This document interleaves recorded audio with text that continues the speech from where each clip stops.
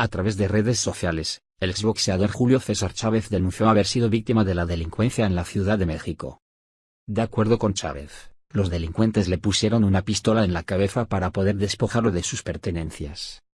Aunque el expugilista no detalló en qué parte de la capital fue el robo, se alertó que los delincuentes viajaban en una motocicleta, por lo que pidió a sus seguidores cuidarse de estos medios de transporte.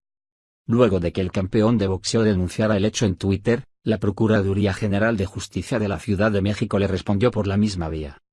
Julio, hola, ¿serías tan amable de seguir nuestra cuenta para ponernos en contacto contigo vía MD, por favor?, escribió la dependencia.